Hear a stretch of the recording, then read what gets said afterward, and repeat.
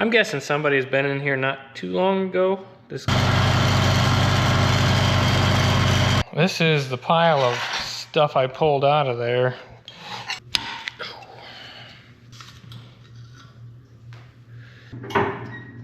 And the fluid's starting to clear up.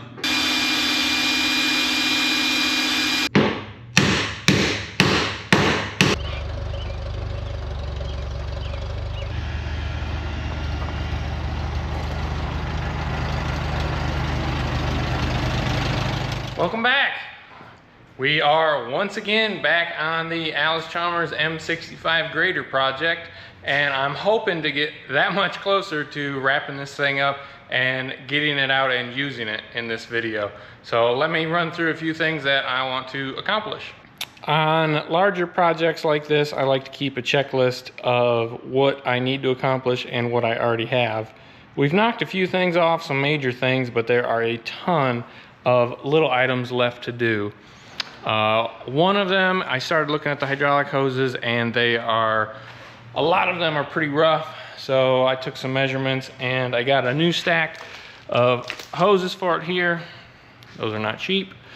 And so we're gonna replace all these lines going into the cab, the ones going to the blade lift cylinders, side shift hoses, pretty much everything but a couple of main lines that appear to have been replaced along the way. Got some door handles to put on it. Got the wiring yet that we need to clean up. This little latch over here is gonna need to be fixed. It's a mirror of that just to hold that front window shut. Engine is pretty well good to go. We've got to fix the radiator shroud up yet, get the radiator back on. That skimmer needs checked, strainer. I'm pretty sure that's a hydraulic strainer. So pull that apart. My manual doesn't mention it, but it's there, so we'll check it out. Like I said, the radiator shroud needs to be fixed up. I want to pull that limb riser off because I can't park it in the one door that I want to. So we're gonna remove that. The tires need to be changed yet, but still trying to track those down. But lots to do, so let's get started. Gonna start back on this radiator and radiator shroud. It is pretty tough. Like I mentioned in a previous video, I believe they sent a fan through it at one point. So I just want to get these little cracks fixed up, and I'll pound this back flat, get this flattened and welded shut, so it doesn't really get worse in the future. But it's not perfect. There's some rust down here, but I want to get all the life out of it that I can. I'm gonna start out just by smoothing all this up and getting it to lay flat again before we weld it.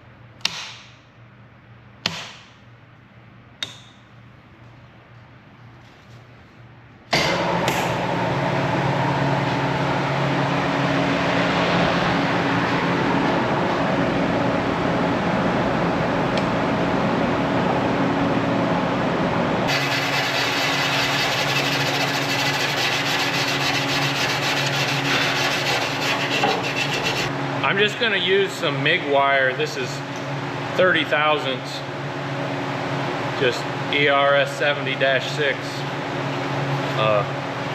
to fill this in, because it's so thin. If you add anything thicker, it'll cool down the puddle and kind of make a mess. So MIG wire works pretty good. Just cut it into short pieces and it's really manageable.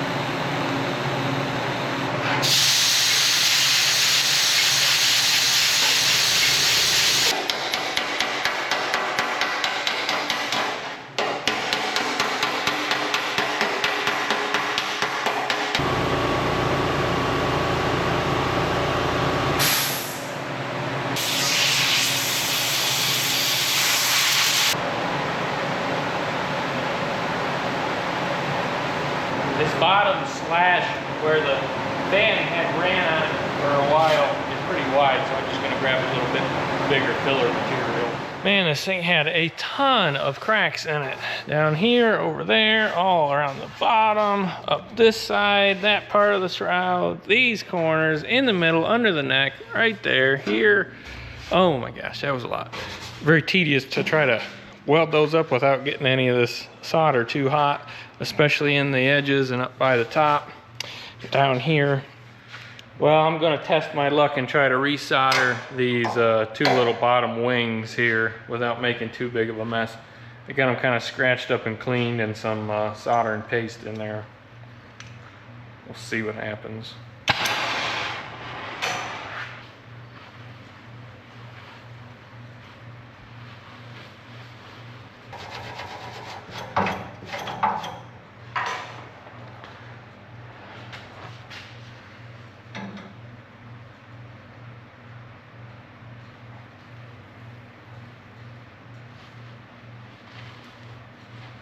Well, didn't turn out too bad for not really knowing what I'm doing, so should be just fine as long as I didn't pop that bottom tank seam. We should be good. I've got the upper and lower radiator hose connections plugged off and a tester here in the cap, so I'm going to pressurize this radiator and we're going to see if there's leaks anywhere. Okay, I've got it right about 10 psi right now, so I'm going to spray around all the edges and we'll let it sit a while. With it being under 10 psi and I believe a 7 psi system, if anything's leaking, we should see it. I was worried because there's some of this discoloration around here. Check out where I put those new brackets on, or resoldered those brackets.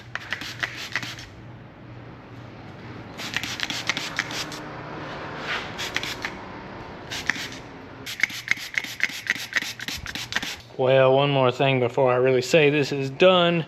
These bottom straps are, this one's starting to rust out, but this one's like 95% gone. And there's nothing I can do to weld in here.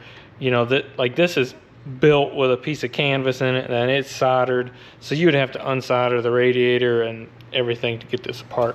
So the only thing I can really think of to kind of give a little bit of stability here would be throwing some epoxy in there. So that's what I'm going to do.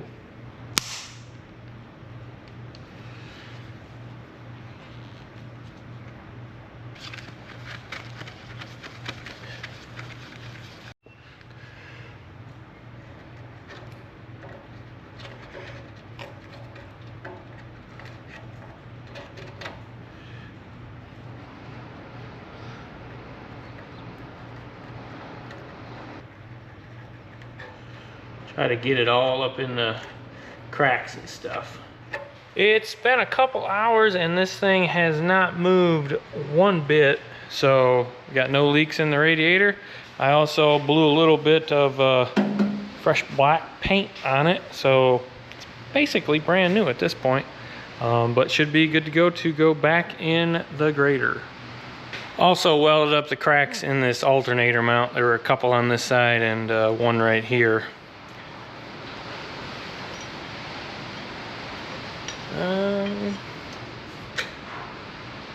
Remember how this goes.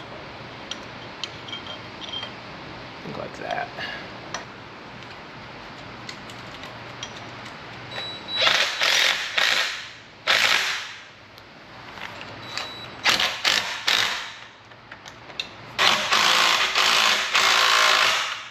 I don't think I'm gonna mess with this, what looks like a strainer down here.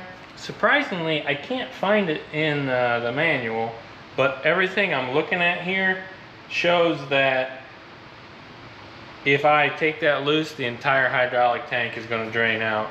So this will be something that waits for a fluid change. I'm not going to change this right now.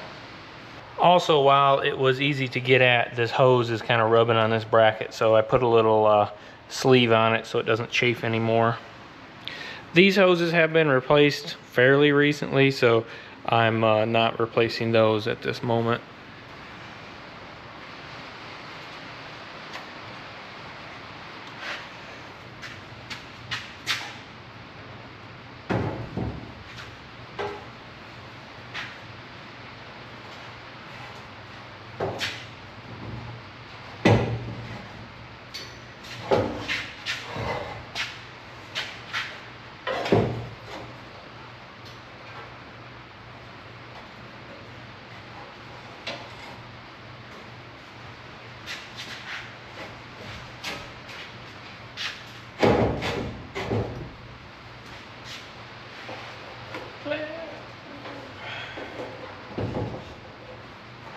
It's a good idea when you tighten stuff like this on these hose clamps, make it so you can like access that hose clamp from the side with the hood on. Because if this ever starts getting loose and it seeps a little bit, you want to be able to tighten that up without taking the hood off. So, you know, don't tighten it like this, because if it's there, then you know you have to take everything apart just to fix that seeping hose.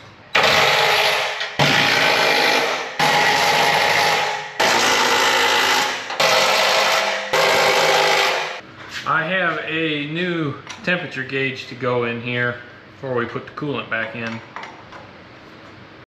This has to come apart anyways for all the wiring mess.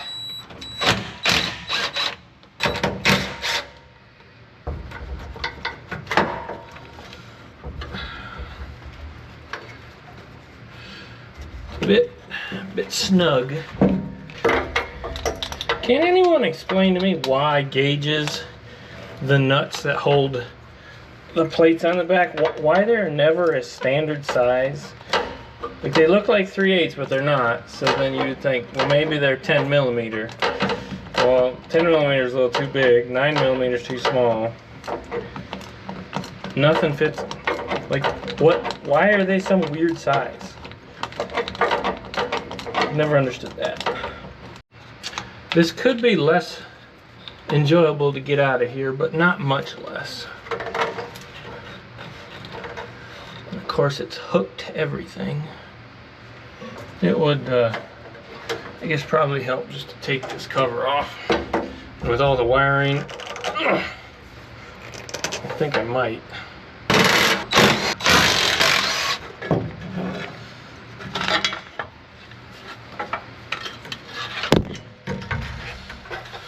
Okay, that's helpful. That's actually really helpful. Here's what's replacing it, Taiwan's finest. Hopefully this thing works and is reasonably accurate. I don't know. I'm gonna try to get this one rebuilt just because it's the original style. So I'm gonna hang on to it. There's this little grommet way down here that the other one was fished through, but there is so much stuff in there now. I can't get this through here, so it's just gonna have to run under that area. So this is the other side of the grommet, but there's so much stuff running through there. Like, I don't even know how. I guess the old one was probably through there before they ran all the wiring, but it'll be okay. We'll just run it underneath.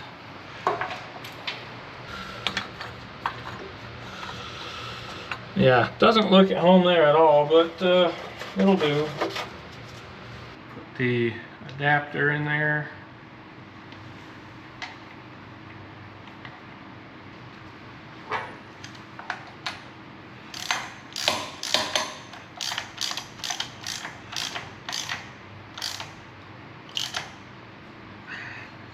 And then the gauge. Shouldn't have to, but it doesn't feel like it's fitting very good, so just a little bit of pipe dope on it.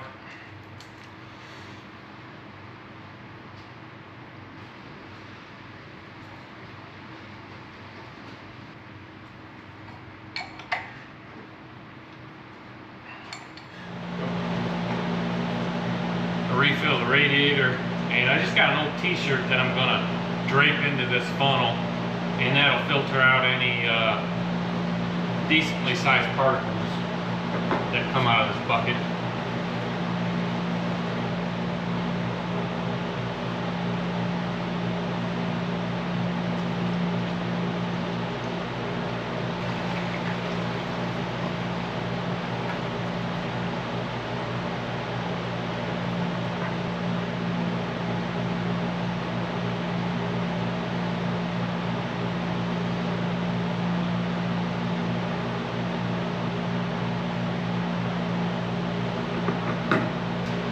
Radiator cap for this because they had the wrong one on it before. This is a 1-inch deep radiator neck, and what's mostly common you'll see is like 3/4 inches deep. So they had the cap for a 3/4, and it's 1/4 inch shallower, and it doesn't allow the radiator to pressurize or seal off correctly. And a lot of times you'll see when they heat cycle, they'll burp a bunch of antifreeze out. I've had that on other machines. So make sure you get the correct cap for your neck depth. I picked up the correct muffler for this thing. Unfortunately, it's a Stanley, which wouldn't be the factory one. They probably would have put like a Nelson or a Walker on them. They sound a little better, but at least this way we should be able to put the hood on and off without removing the exhaust, and it won't wobble around like the old one. Also got a new rain cap for it, and of course it's China's finest, so it came pre-rusted, and I had to put my own lock nut on it. But what are you gonna do?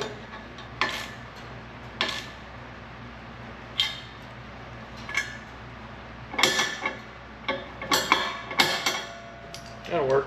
This carburetor keeps giving me issues when we have had this thing running, and it wants to flood out really easily, and then I had the float stuck, and I don't know. So I'm just gonna pop it off, and I'm gonna make sure everything's clean in there and adjusted properly.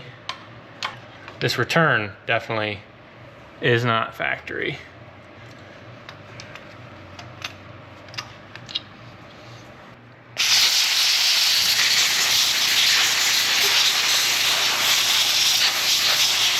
Doesn't appear to have been abused yet. Most of the screws are okay. A lot of times when there's been a troublesome carburetor, the screws will be over tightened or kind of stripped out, or the heads will be really worn out. This one's not there yet. 5 screws.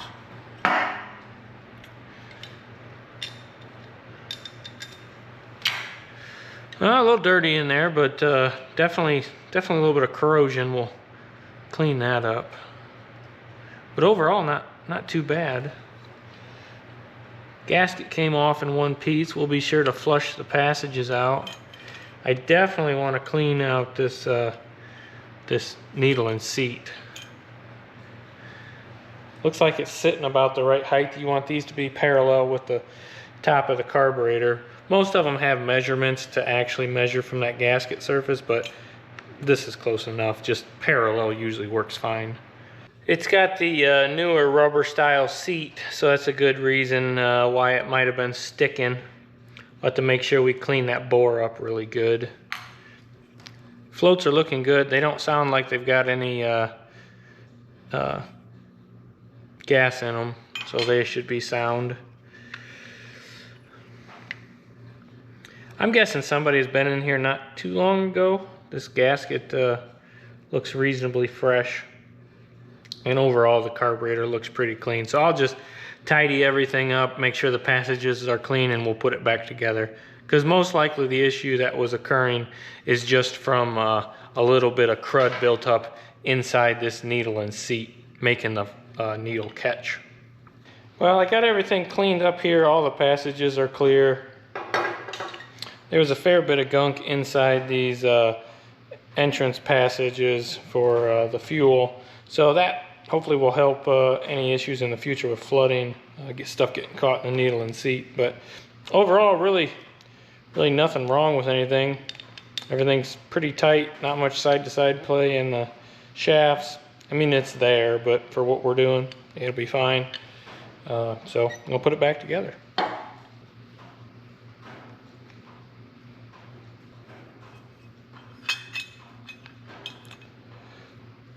Put the float on, put the float shaft back in. I've been using this stuff for a little while, called Blue Monster, and it's rated for just about everything. So far I'm happy with it. Cleans up easy, doesn't harden. You know, what's not to like? And for applications like this, you know, if I get a little bit too much on there, it's not like Teflon tape where it's gonna cause an issue somewhere. It'll just either hang in there or it'll wash away. There was a fair bit of rust inside this elbow, so I got that cleaned out. And I'm actually going to use a little bit of Teflon tape on this, just so to take up some slack in the threads and I can clock it correctly.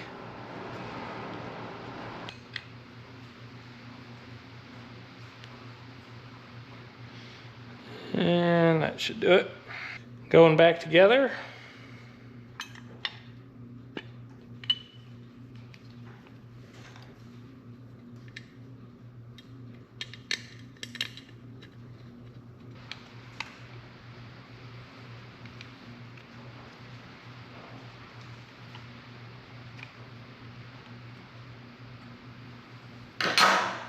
And last, we'll stick our idle adjustment back in there.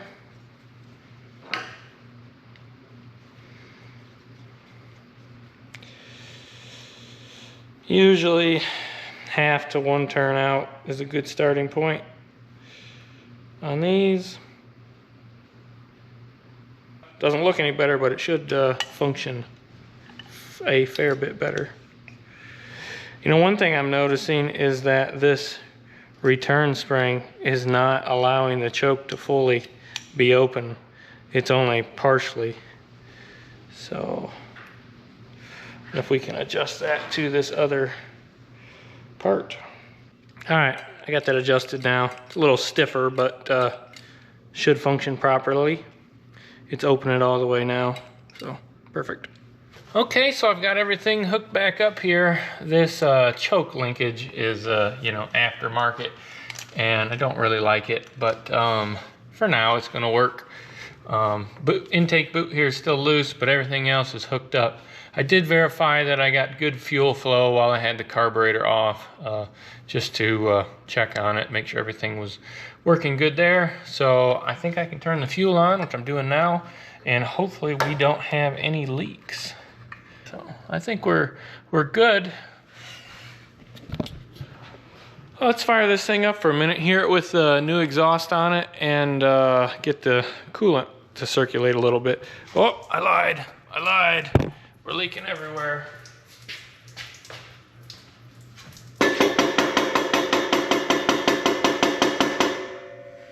I don't know what the deal is, why the thing wants to flood like that.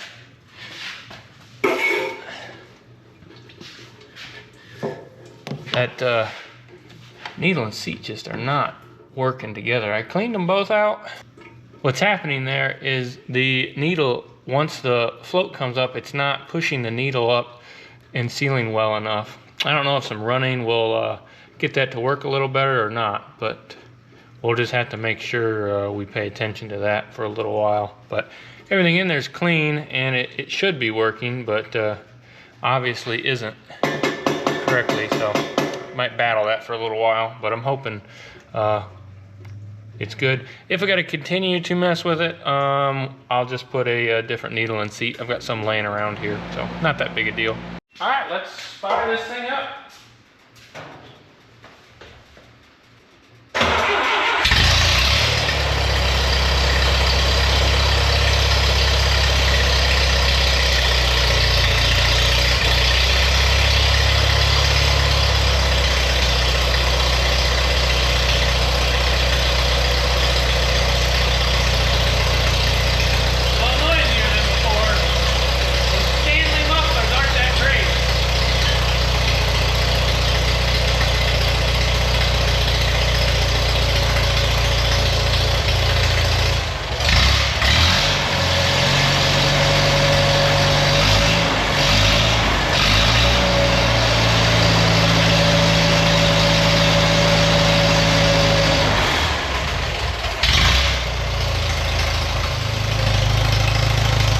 Belt's running nice and smooth. Our pump looks like it's running nice and smooth with those new bushings in it. Fan isn't hitting the shroud anywhere. It's awesome. We'll let it run for just a little while and see if our new temperature gauge is working.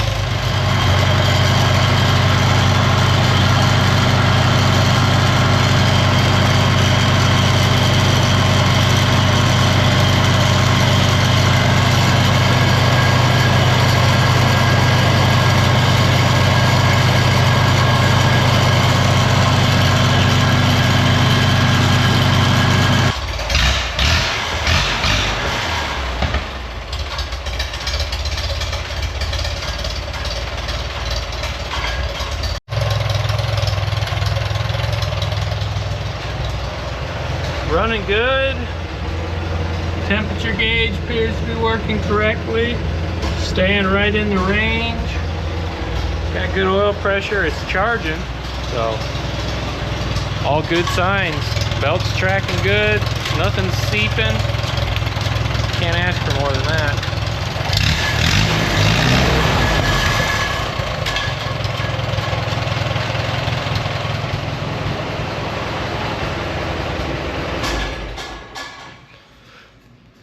Well, I kind of messed with the carburetor a little bit, got it tuned in, and she's running pretty good. Did have to put a different screw on the idle stop. The one that was in there was too short, and it wouldn't stop it no matter what. It wanted to die at low idle.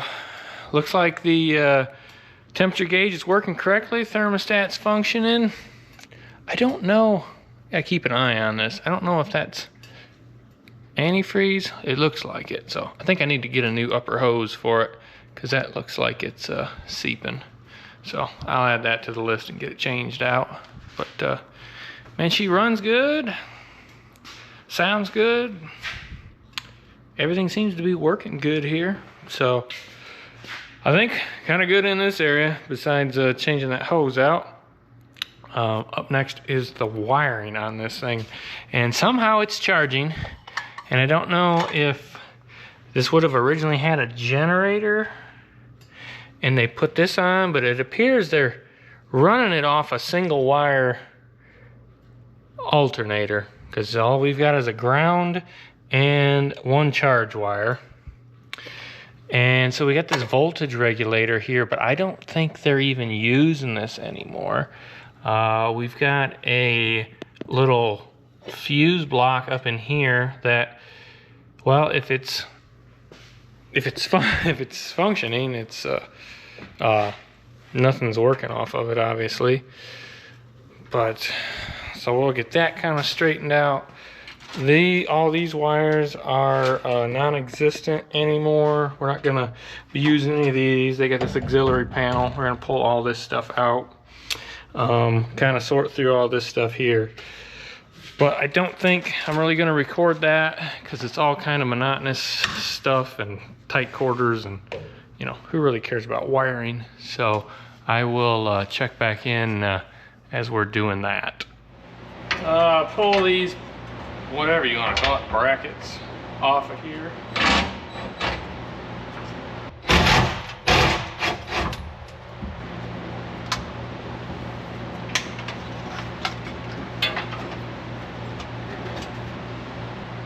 But they bypassed like all the original circuitry in this thing, and they got it basically all running off this panel. There's a bunch of circuit breakers in here, so we're gonna have to do a little bit of work to put this back the way it was. They didn't waste their money on different colored wire. They just thought, well, we'll just do it all one color, I guess. And of course, a little extra never hurt. Sheesh.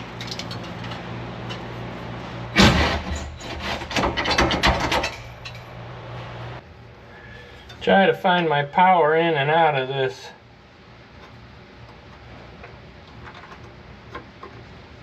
That's my power in. Alright, that one's keyed power. That one's keyed power. This one has nothing. Well, actually, make sure we don't run ourselves over here. Okay, so this one is the starter, and then these two are going to be either our ignition and our light power. Everything's got freaking road crud on it, so we got, I think that's actually yellow. I think that's painted yellow. Looks like our horn button still works. That's cool. Now what is this splice going to? So this splice right here is for our front and rear lights, is what we're working with. So curious if they work or not. Looks like both front headlights are working, which is awesome. And we've got, dang, both taillights are even working. Man, how you can't get much better than that. Can't believe that wiring's good. So everything back here is fine. Everything ahead of the cab's fine. But we need to figure out where this was originally routed. Here we got the original diagram for this thing. So we're gonna get rid of, or at least not use, a little bit of this stuff, like this stuff to the regulator, and we're probably only using this battery lead coming off the original alternator. I gotta track down this light blue that feeds the fuse block, and we're gonna try to go back to using the original fuse block and wire everything off of that. So it's just one accessory wire runs the fuse block, and then one of them goes back to the light switch, and the other one is for whatever you want to use, I guess. But we only need to run one fuse right there per the original harness, which is what's on this machine. If I was going to rewire it, I would simplify everything, but this will work. Got the windshield wiper and the fan here wired direct. See if they work. Don't seem like it. And the fan here. Whoop! Fan works.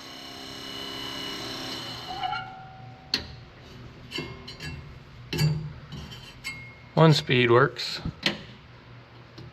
He's cleaned apart and moved, so that's we'll leave that hooked up. And the window wiper.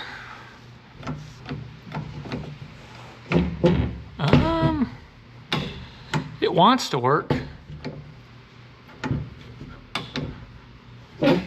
Yeah, we'll hook them up. Definitely, they have potential. Working on the hour meter here, seeing if I can get it to work.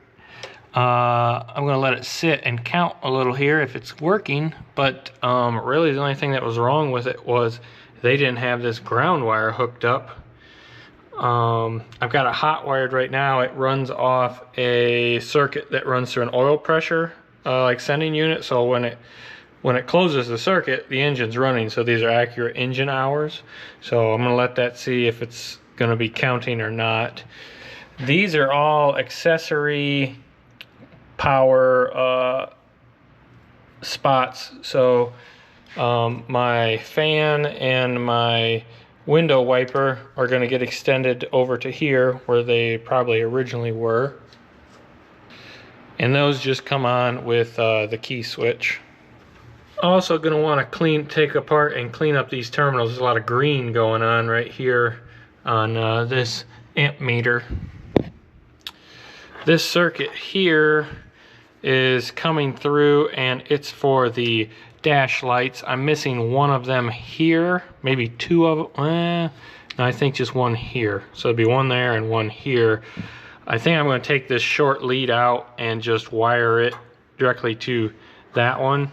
You can see if you hit that to a hot terminal, it just turns on. So that light will be on every time the key's on, and it'll give a little light for the dash. If I can find another one of these to add on over here, I'll do that in the future. I'll save this little harness that powers both of them. Or maybe just tape off the ends while it's in there. I'm not sure. Back here, this one runs to the horn, so I'll put a new horn on here. Looks like it was probably mounted down here. That looks like a horn bracket. This was to the regulator, and this one was also, this is just going to have to be capped off because that's hot all the time, unless I could figure out where it's going and just unhook it there. But fuse block seems to be good and functioning. The first section here is for our accessory power, and the second one is going to be for that dash light. That's the only thing wired into it. I'm just going to take this fan apart. I started to take it apart up in there and everything started falling down. but it's turning, but the bushings are pretty dry, so I'm gonna pull it apart, oil it up, and put it back together. That should work a lot better to take apart.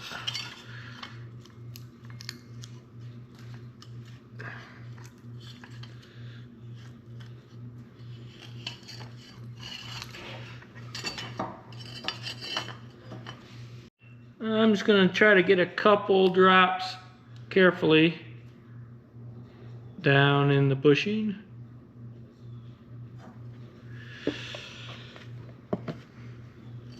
And to get some oil down in the front bushing, I'm just going to drop it on the outside of the shaft and then rotate it to work it in. Just got it wired up here and off. Low, seems to be running smooth.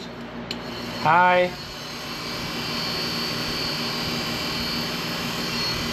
think that'll work. Checking out the motor, I got the fan back up in here.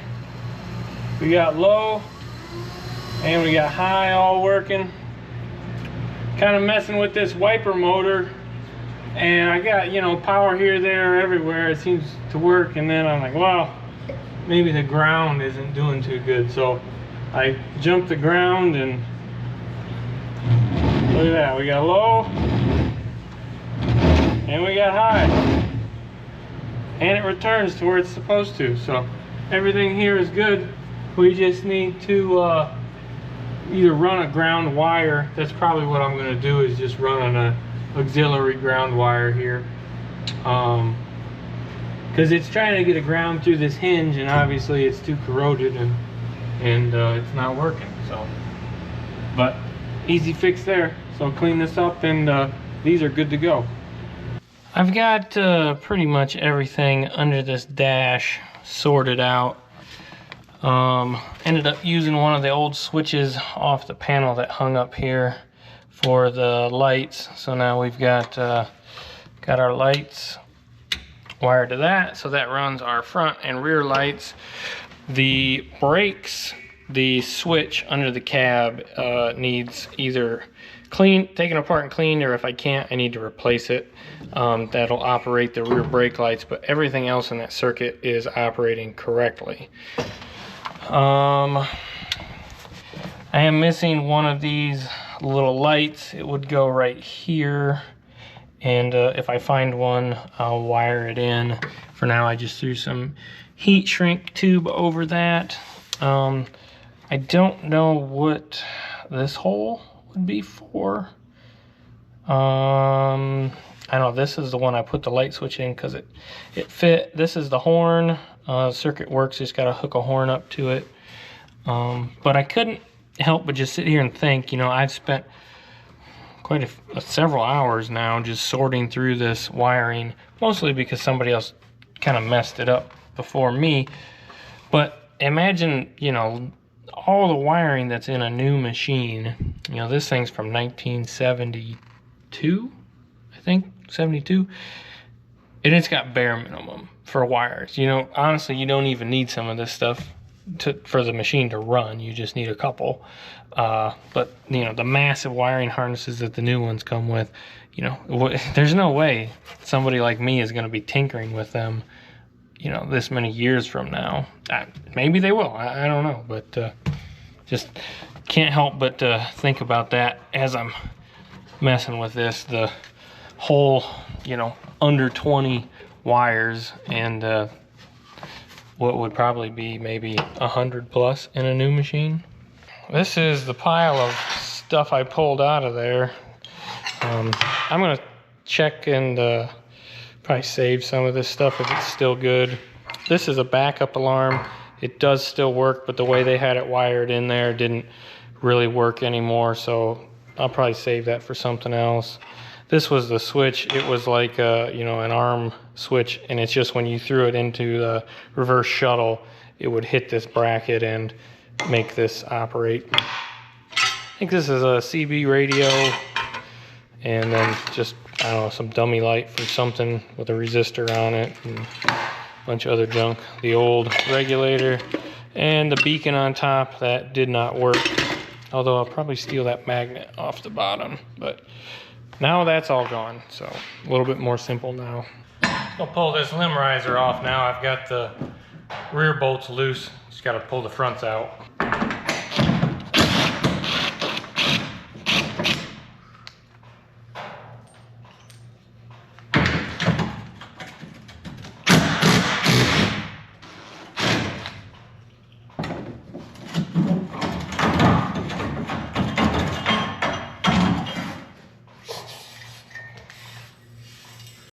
These rear, where it mounted into the cab, is goes all the way into the cab. The other one is mounted on the overhang. So we'll clean these up and seal the holes.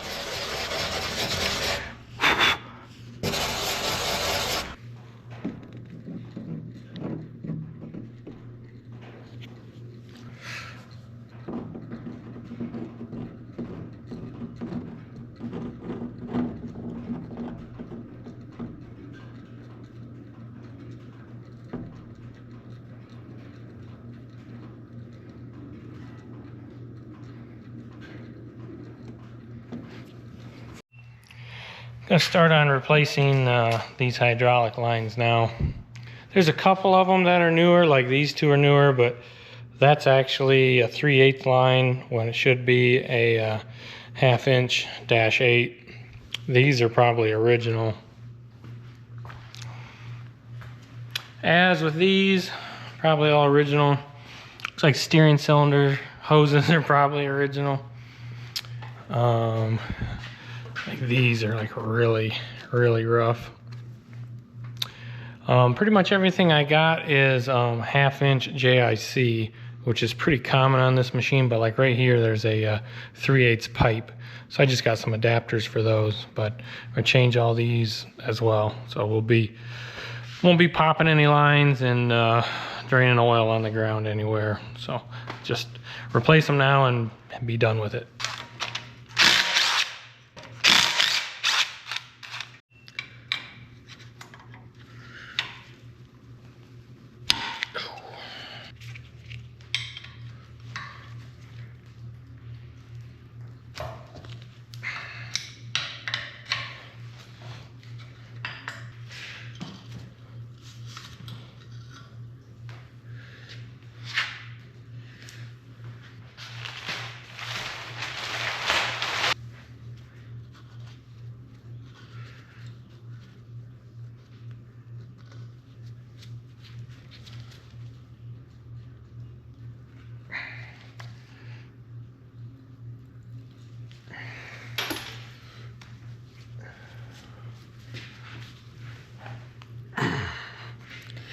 Try to straighten these up a little bit while we got the chance.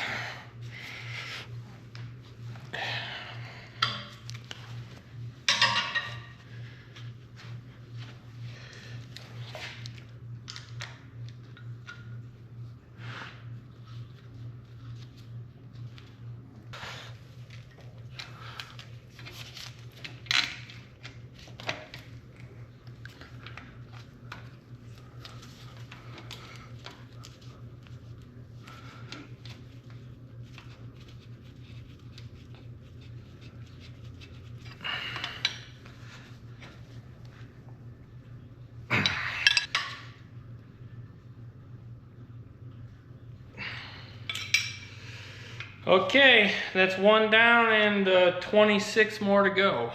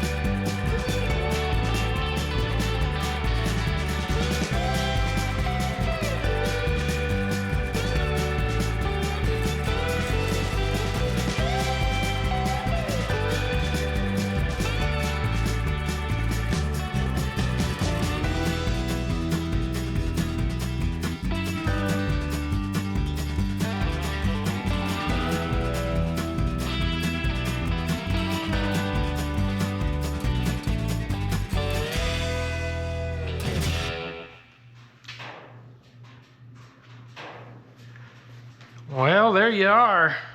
I got 27 lines changed out on this thing. Everything from the steering to the moldboard to the table turn to the scarifier, wheel lean. I didn't change these 2 hoses, and I didn't change these 3. There's a feed or a return and like a suction or something here. But everything else, we got all new steer lines. All these up here changed. These on each side. Down here, 2 small ones on both sides. It's looking pretty good. I'm not a big fan of the green ley line they put on this hose. Kind of clashes with the yellow, but is what it is. It's pretty good hose. Kind of stiff, so it's hard to work with. It's a double braid, so it's pretty good stuff. It's rated at, what is it, 5220. So this thing probably operates at like 2500. So as long as it doesn't wear through, this will probably be good for darn near the rest of my life. But yeah, cool. So also put a new radiator hose on the top here where the old one was leaking. So we got that going, but let's fire this thing up and circle things around so the fluid makes it through. Also put the new horn on it.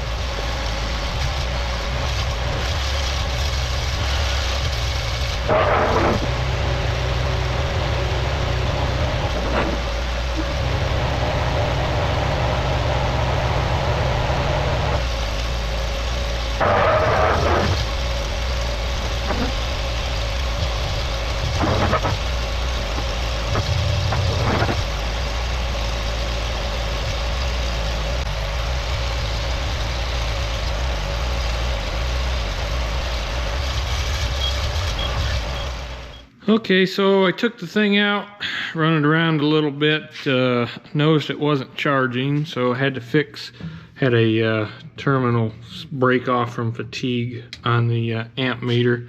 So I hooked that back up, checked everything else out, had a leak in the radiator, ended up being out the top hose there, so easy fix on that one.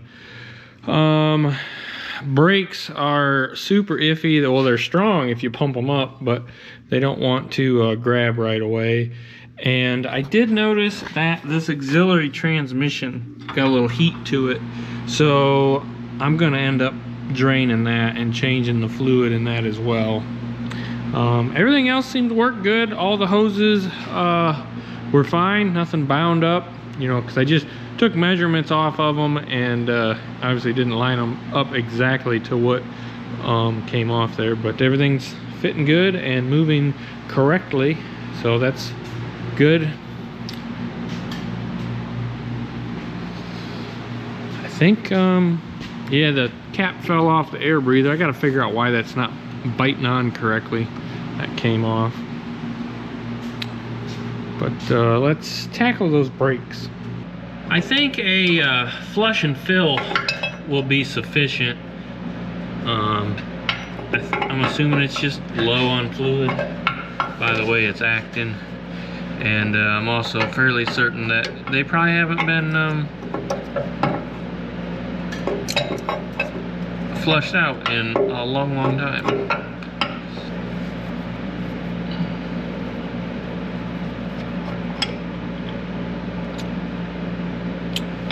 Well, it does have some fluid in it, so that's a good sign. I'm sure it's hard to see down there, but that brake fluid does not look too bad. It's pretty clear, so let's just crack a bleeder loose and start flushing them out. It don't matter which way you look at this, these don't really look like they're gonna wanna come loose, so I think heat's gonna be our friend on these bleeders. Okay, I don't have much faith in this thing. It's so rusty looking. Can't even get the wrench to grab the bleeder. Really don't want to break that off, so we're going to move on to the next one. This bleeder looks relatively new, so if we can at least get something bled through here, we'll be making progress. Ooh. Came loose. That's a good start. I'm going to put a piece of hose on here to minimize the mess.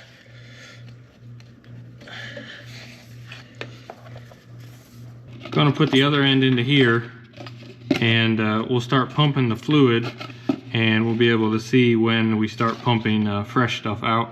And I'll flush the master cylinder out through this one, and if I can get the other ones open, we'll flush them as well.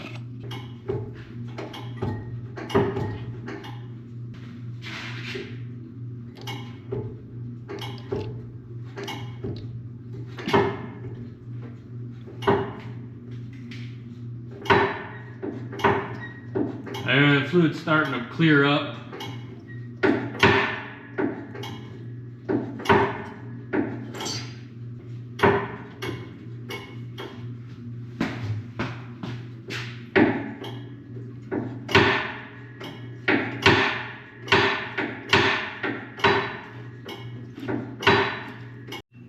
Going to close this bleeder up now, and we'll move on to the next.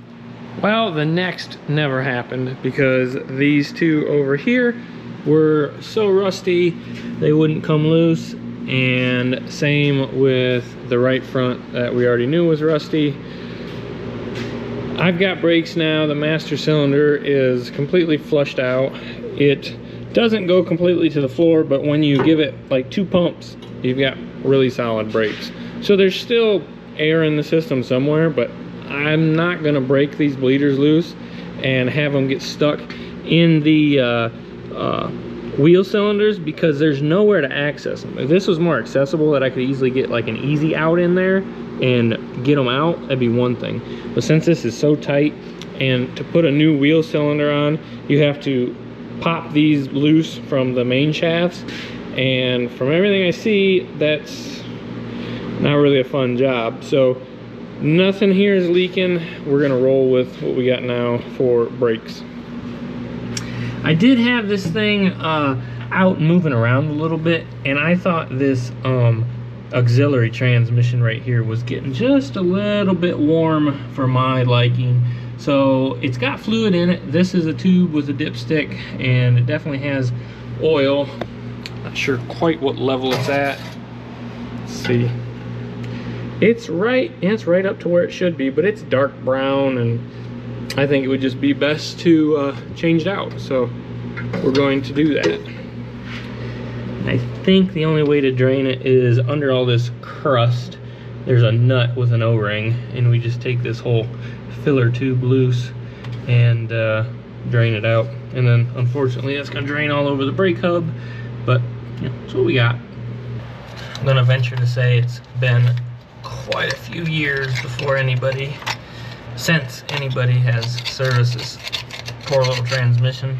So what this is the main shaft coming out of the engine is like right here, and then the input shaft going back in is down here.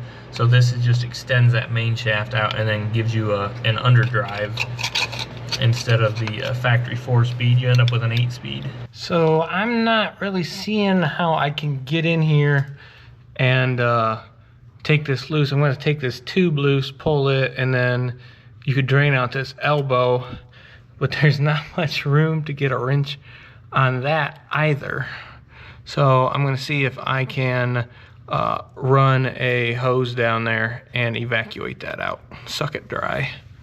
So I've got a drain can and a little drill pump. These do pull pretty hard, so I'm hoping that I can fish it down through this tube and pull this out.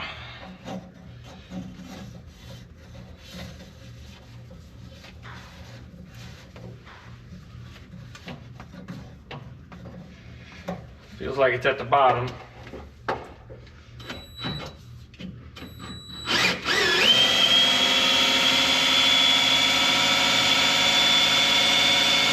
That's working.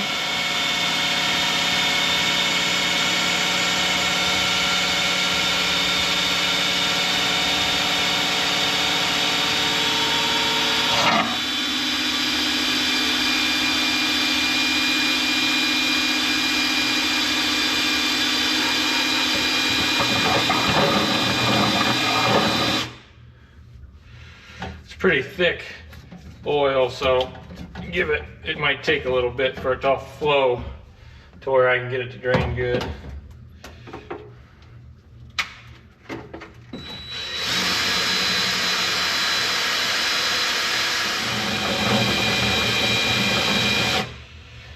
All right, I got probably a couple pints out of there, and I think that's pretty much what it holds.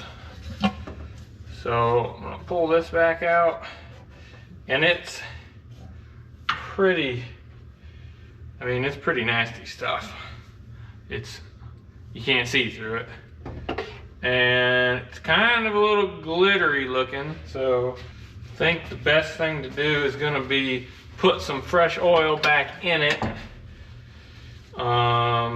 And actually maybe a little thinner oil. This is like 80-90 is what it smells like coming out of it, but we'll put something a little thinner back in there, let it sit here and run with the gearbox. I think underdrive would probably be the best bet. I think that'll make sure everything's turning, and then we'll drain it down and fill it again. I don't know if this is a really bad idea or not, but I've got some ATF that I feel like would flush this out pretty good. So we'll give it a try. There's a lot of detergents in ATF, so that should help clean it up. And we'll do a fill with gear oil, and then suck that out, run it, or gear oil, run it, suck it out, and then fill it again for a final time.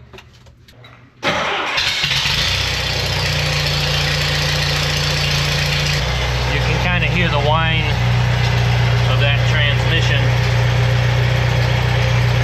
So we'll let that run in here for a few minutes. The grader's been running for, I don't know, a little while now. And the gearbox has some heat to the case. It's up to like 90 some degrees. So everything has definitely been flushed around. So let's try to pull that ATF out of here now.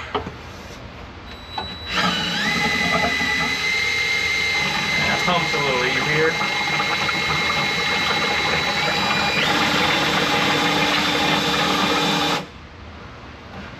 Still pretty nasty looking.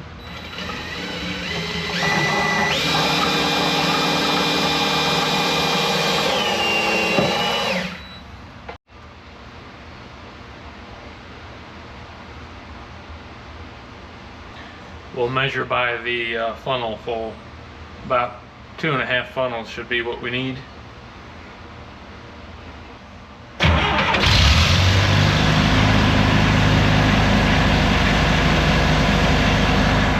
Well, I let it run a little longer this time, and we're reading like 150 on the case and 160 plus on that main shaft, which to me is a little concerning for just sitting here idling. It really shouldn't be that hot. Like, yeah, it's cooking, man.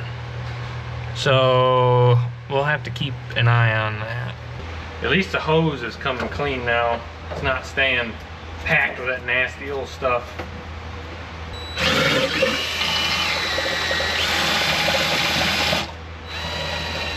Oh yeah, we're looking a lot better this time.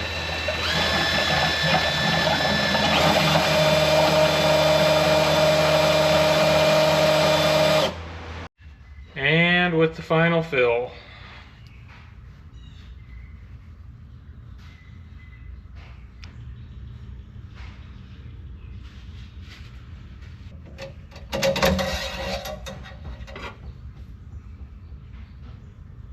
Looks like she's right where she belongs, so call that good. I'm glad I changed that because that old stuff was pretty nasty looking. And everything else has new fluids in it, so might as well do that as well. I don't know if I mentioned earlier when I was working on the wiring, I thought this hour meter wasn't working, and it turns out it is. It's counted up half an hour already since I've been messing around with it, so that's awesome. And I got the taillight switch working on this thing, so we've got brake lights now.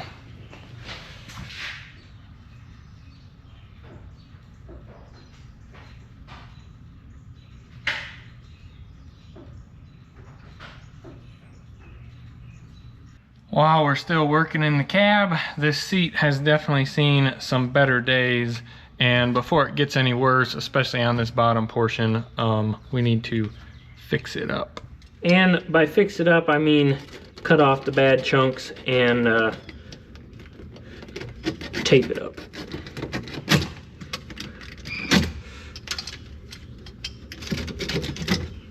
Make sure the new tape will stick.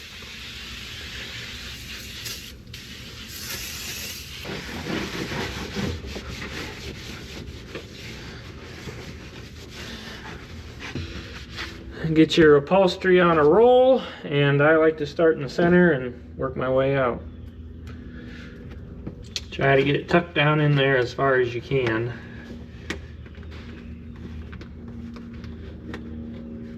Just enough to get it tucked under, and you'll be good to go.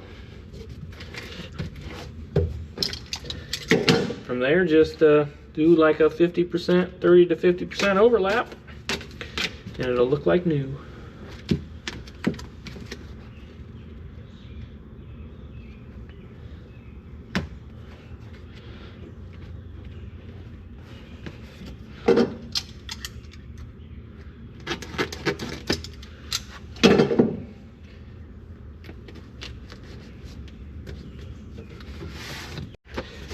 And there you go. It's not perfect, but heck of a lot better than it was.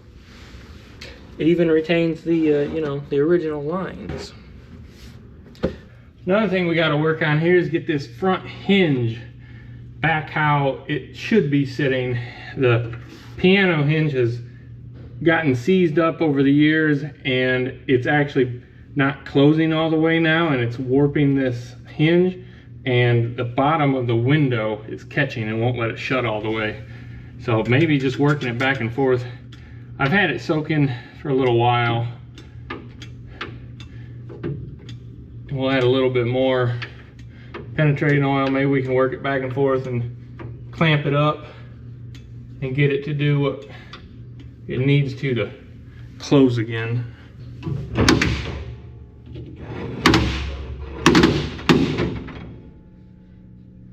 That's not an ideal sound. Let me see if I can get a clamp to kind of squeeze this top part shut, and that should lift the window back up to where we need it.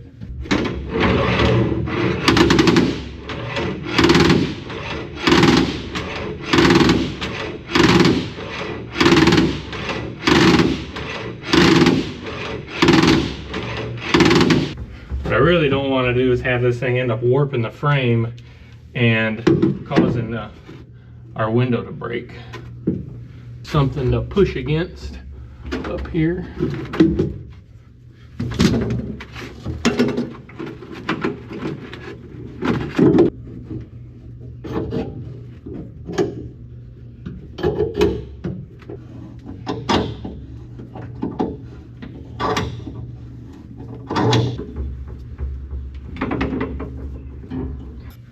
it's jumping up where it belongs, so we're getting there.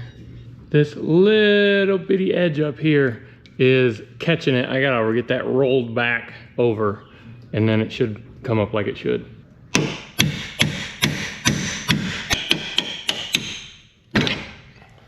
And I'm gonna tap on these hinges and see if I can kind of seat them up where they belong.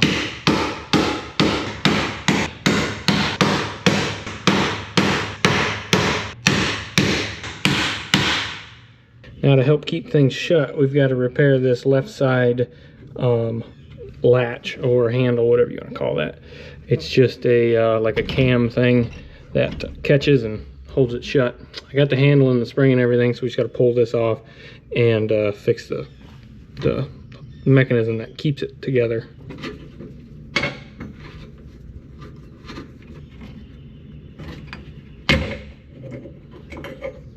So to hold this thing together, here's the handle, that piece, and it sticks through and then gets a little bit of weld that will hold this. I don't know if the washer, I don't know if that washer is for that, but the weld is just to make a blob big enough to hold it through here and keep it from popping back out. From what I'm seeing, this washer doesn't go with this, and I just need to bring this down and reseat them in there. Get a put them in a press, put them in a vise. Put this socket in here so we're pushing on that inner part, which is stronger.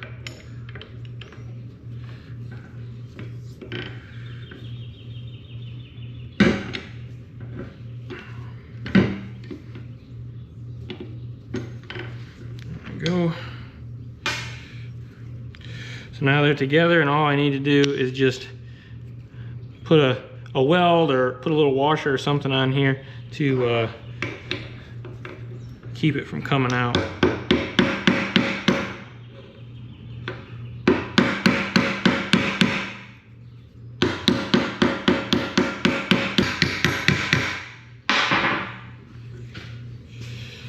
You know, honestly, the way this looks, I'm not welding anything on there.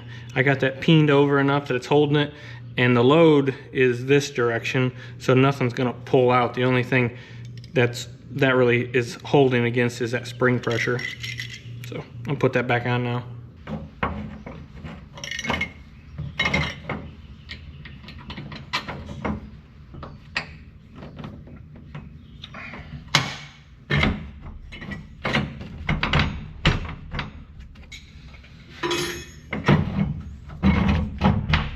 There you go. She's held tight now. Perfect. Well, this is all in here correctly now, sitting nice and flush.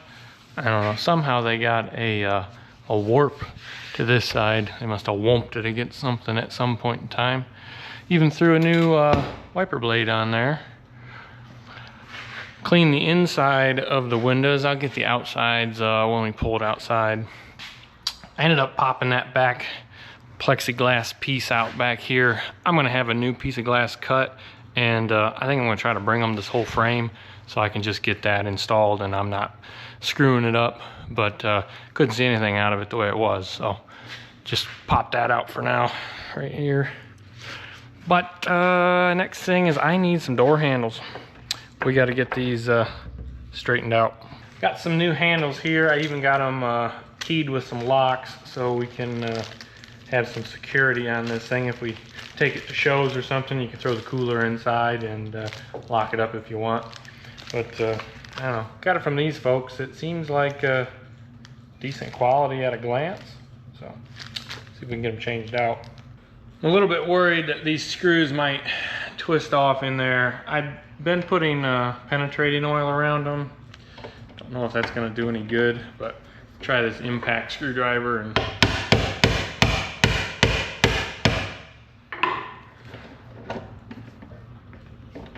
let's see. Now that one's coming loose, that's good. It's a real pain if they do break off because this is all like encapsulated on the back side. Nice. So we're in luck with this side at least.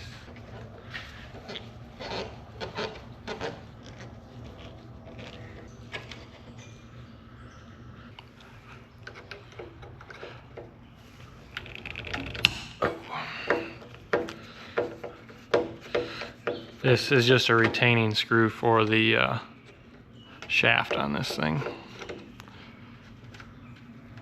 Not even sure why they would need that.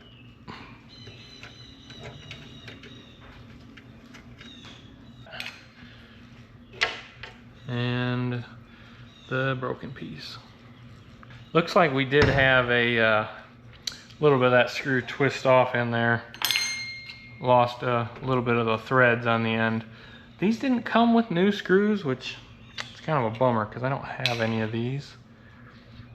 Might have to go to the hardware, peel that out of there.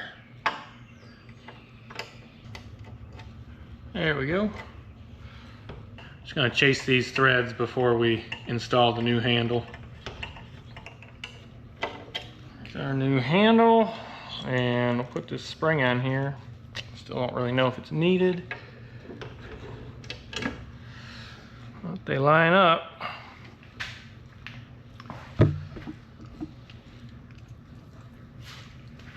Just need to mark this and cut off the extra length.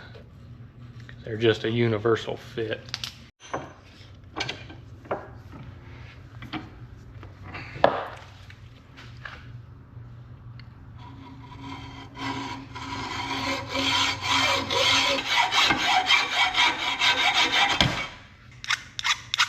Clean the burrs up with a file.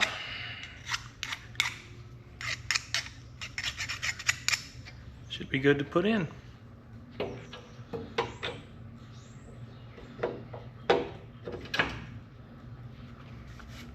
Perfect. Put a little never sees on them before we stick them back together.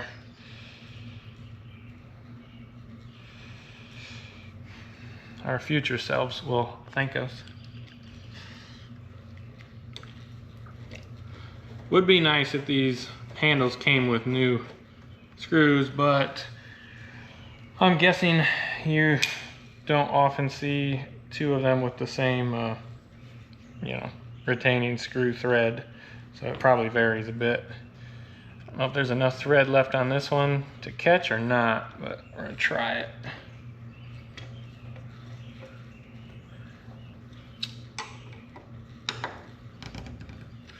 It looks nice. Looks really nice.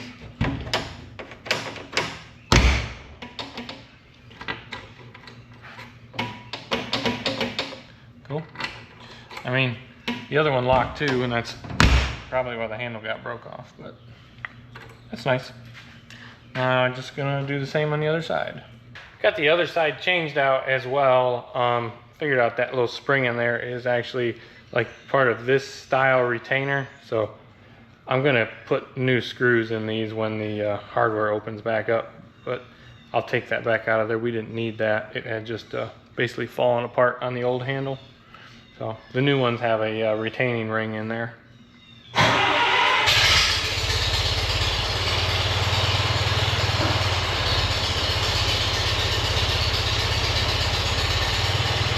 Sure makes it easier to check the front wheel bearings.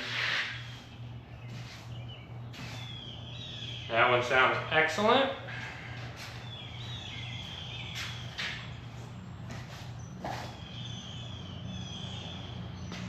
So does that one. Perfect. As far as I can tell, there's no grease zerks on these. You have to pull them apart and manually pack the bearings on it. So I was a little worried that they might be dried out just because they're not super easy to service, but looks like we're good to go. Just got to hit the rest of the grease zerks with a gun, and we're getting there. We're almost ready to put this thing to work. Well, I got all the grease zerks to take grease, had to replace a couple and free up a few others. There was a couple caps that were loose, tightened those up, but pretty much everything took grease. You know, kind of the theme here, everything on this machine doesn't seem to be in, you know, too much disrepair. I think for the most part it was Carburetor. It was in a fleet of some kind and kept up with. It's kind of nice. I think we're all done working in here. We're going to be able to get this wrapped up. It's been kind of a long drawn out process to get this thing where it's ready to work.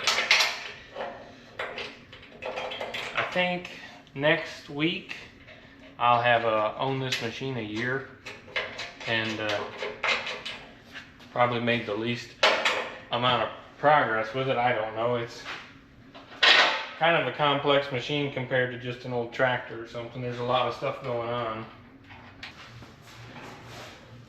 Hopefully this is the last time for a while that I'll be installing this hood.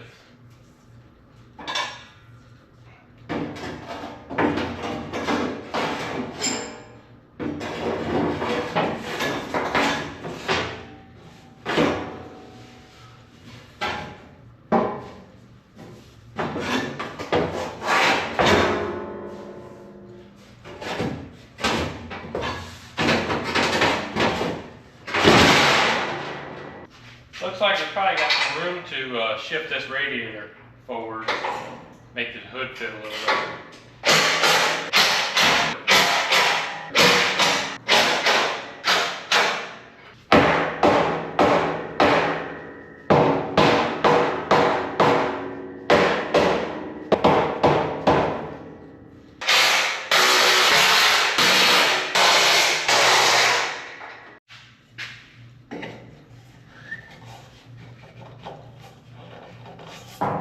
If we can get the air breather to sit on here correctly and hopefully not lose it.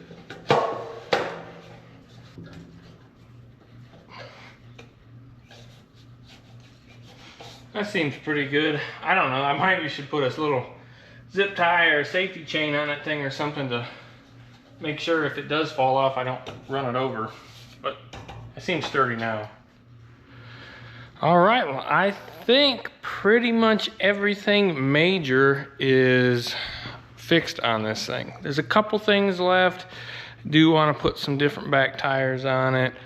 Need to put a back window in it. Parking brake still doesn't work. But pretty much everything else is serviced up and ready to go. Got all new fluids and everything.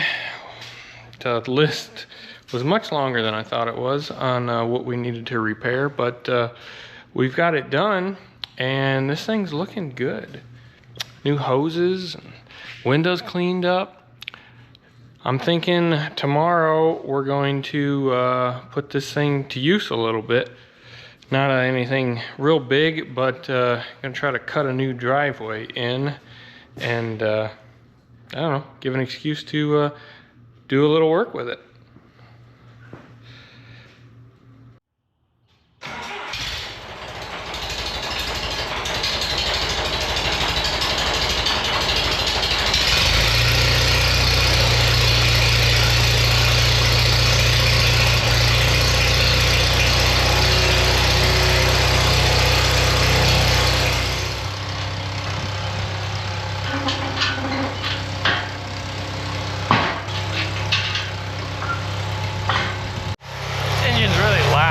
Check the timing on it. It sounds like it's a little retarded.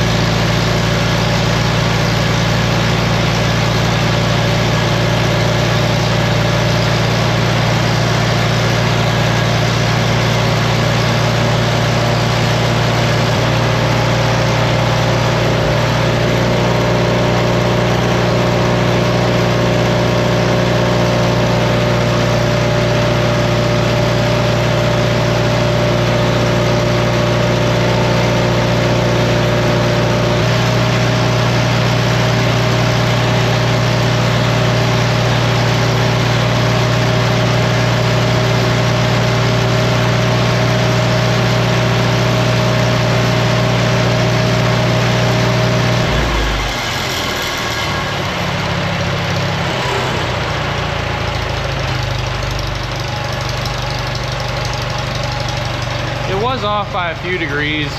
It seems like it kind of quieted the idle down a little bit. It was probably, I don't know, 2-3 degrees off, a little bit retarded.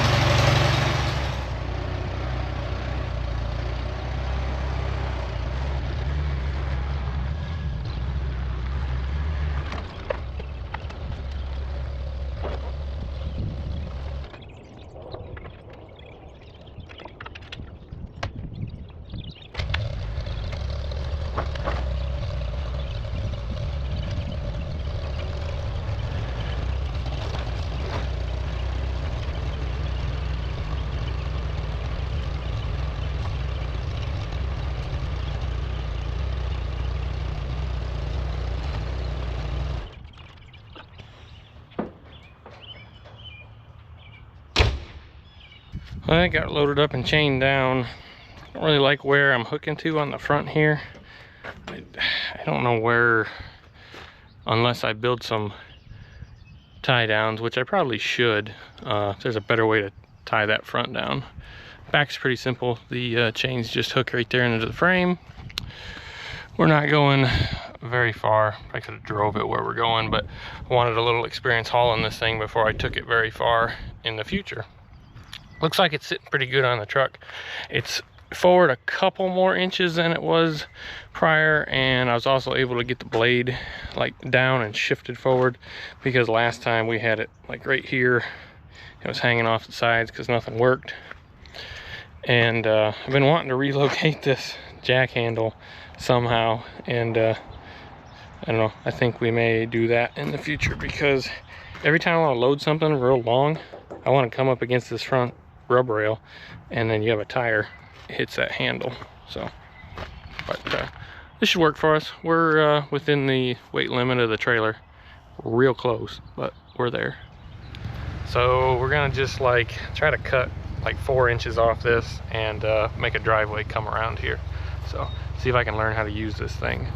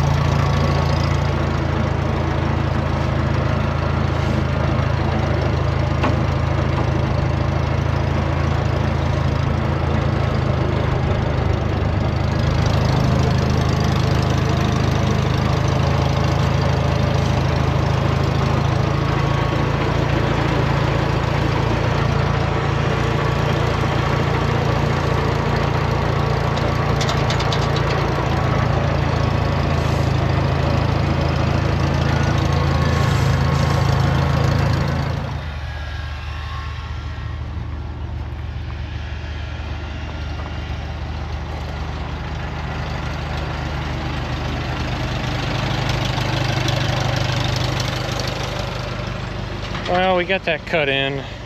They're going to clean all this edge up and square it up to the old driveway with their overgrown lawnmower, but they'll clean these edges up, and they got some fill to put in. So we'll just leave this all windrowed over on the edge here, and then they're also going to, this kind of slope here as it comes down, they're going to feather in the edge and probably bring it flush with the driveway eventually. But it came out pretty good. I mean, it's eyeball level. Good enough. Especially for not knowing what I'm doing. Well, I made it back home with it. That old truck actually tows this pretty good, considering it's probably about 14 to 15,000 pounds behind it. I think that grader's weighing probably right around 11,000, and that trailer is about 3,500 empty with the chains and stuff in it. Nothing looks concerning. Do have a little bit of a drip from that turntable gearbox, which I noticed earlier, so definitely gonna have to put a seal in that.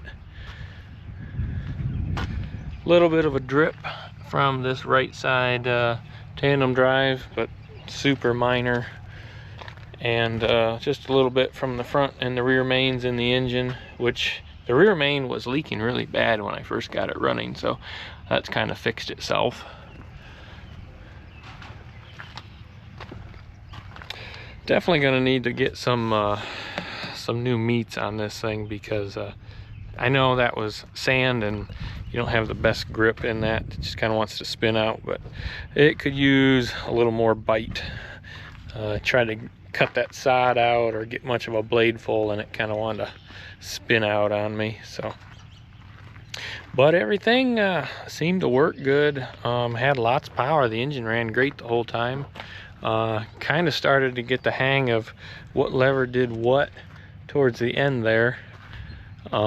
Definitely a bit of a learning curve, and if you had long straight roads you were maintaining, it would be pretty easy to kind of sit it and just do minor adjustments. But that forward and back and forward and back, and you know, definitely a little bit of a learning curve with them. But I'm super happy with it, and it was a lot of fun to get it out and run it for a few hours. I think we put about 3 hours on it there, cutting that little driveway in.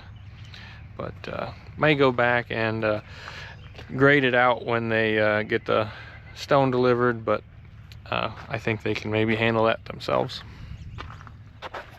So if you've been following along with these videos of getting this machine running, and we brought it home from the auction, we got it running, and we fixed the tandem drive, and we serviced everything on it, put hydraulic lines on, did tons of stuff to this thing now in preparation of being able to use it for some stuff. Hopefully you enjoyed a little bit of video there of actually putting the thing to work. I definitely enjoyed playing with it, you know. So I'm sure I'll be using this in the future, probably not here on my property really, but helping some different people out, you know, driveway type of stuff. But it's kind of a neat machine to have around. It's different. Not everybody has a road grader in their collection, and now I can say I do.